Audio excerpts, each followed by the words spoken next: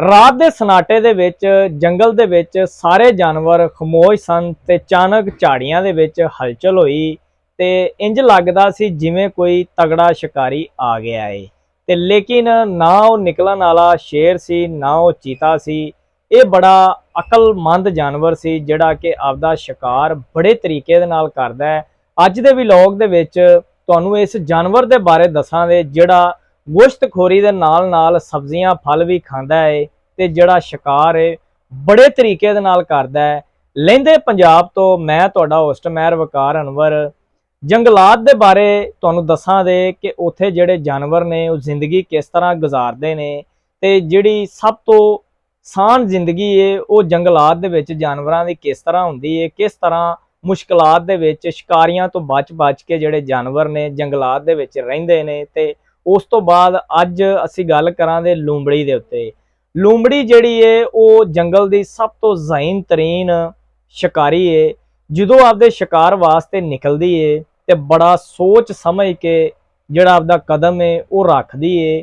ਗੋਸ਼ਤ ਦੇ ਨਾਲ ਨਾਲ ਸਬਜ਼ੀਆਂ ਫਲ ਜੜੀ ਬੂਟੀਆਂ ਵੀ ਖਾਂਦੀ ਏ ਤੇ ਇਹ ਕਈ ਕਿਸਮ ਦੀ ਜਿਹੜੀ ਲੂੰਬੜੀ ਏ ਉਹ ਪਾਈ ਜਾਂਦੀ ਏ। ਕਈ ਜੰਗਲਾਤ ਦੇ ਵਿੱਚ ਅੱਜ ਇਹ ਨਾਯਾਬ ਹੋ ਗਈ ਏ, ਖਤਮ ਹੁੰਦੀ ਜਾਂਦੀ ਪਈ ਏ।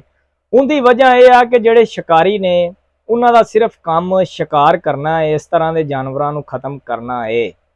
ਇਸੇ ਤਰ੍ਹਾਂ ਆਸਟ੍ਰੇਲੀਆ ਮਲੇਸ਼ੀਆ ਮੁਖਤਲਿਫ ਜਿਹੜੇ ਵੱਡੇ ਵੱਡੇ ਜੰਗਲਾਤ ਨੇ ਇਹਨਾਂ ਦੇ ਵਿੱਚ ਜਾਨਵਰਾਂ ਦੀ ਜਿਹੜੀ ਤਾਦਾਦ ਹੈ ਉਹ ਘਟਦੀ ਜਾਂਦੀ ਪਈ ਹੈ।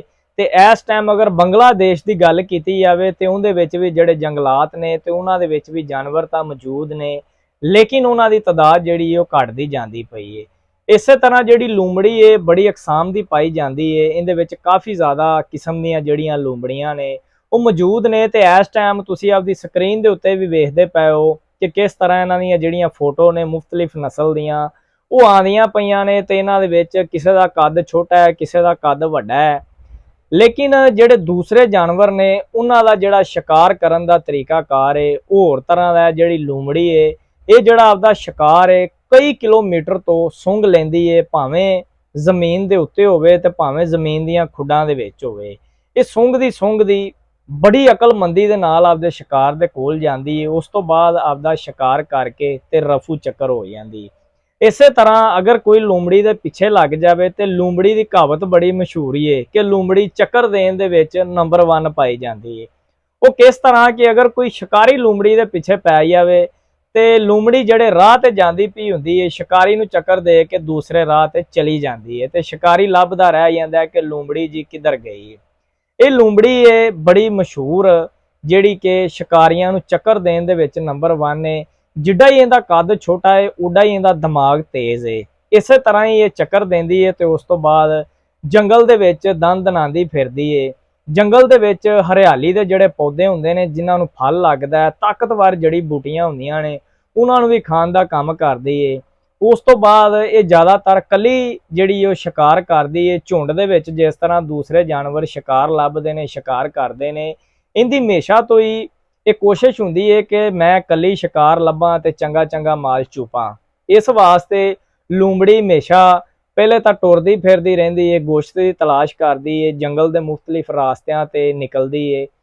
ਉਸ ਤੋਂ ਬਾਅਦ ਜ਼ਿਆਦਾਤਰ ਇਹ ਸਬਜ਼ੀਆਂ ਖਾਂਦੀ ਏ। ਪਾਣੀ ਨੂੰ ਇਹ ਤਰਜੀਹ ਬੜੀ ਘੱਟ ਦਿੰਦੀ ਏ। ਜਿਸ ਤਰ੍ਹਾਂ ਦੂਸਰੇ ਜਾਨਵਰ ਜ਼ਿਆਦਾਤਰ ਪਾਣੀ ਪੀਂਦੇ ਨੇ, ਜੰਗਲ ਦੇ ਵਿੱਚ ਘੁੰਮਦੇ ਫਿਰਦੇ ਨੇ, ਉਸ ਤੋਂ ਬਾਅਦ ਸ਼ਿਕਾਰ ਲੱਭਦੇ ਨੇ, ਲੇਕਿਨ ਜਿਹੜੀ ਲੂੰਬੜੀ ਏ ਇਹ ਸੁੰਘਣ ਤੋਂ ਬਾਅਦ ਆਪਦੇ ਸ਼ਿਕਾਰ ਦੇ ਕੋਲ ਜਾਂਦੀ ਏ। ਉਸ ਤੋਂ ਬਾਅਦ ਸ਼ਿਕਾਰ ਨੂੰ ਇਹ ਪਾਰ ਕਰਦੀ ਏ ਤੇ ਮਜ਼ੇ ਕਰਦੀ ਏ।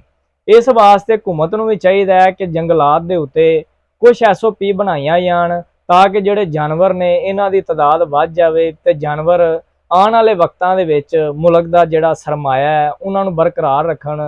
ਅਸੀਂ ਇਹ ਕਹਾਵਤਾਂ ਤਾਂ ਬੜੀਆਂ ਸੁਣੀਆਂ ਨੇ, ਲੂੰਬੜੀ ਬੜੀ ਮਸ਼ਹੂਰ ਹੈ, ਲੇਕਿਨ ਹੁਣ ਐਸਾ ਨਾਯਾਬ ਹੁੰਦੀ ਜਾਂਦੀ ਪਈ ਹੈ ਦੂਸਰੇ ਜਾਨਵਰਾਂ ਤਰ੍ਹਾਂ।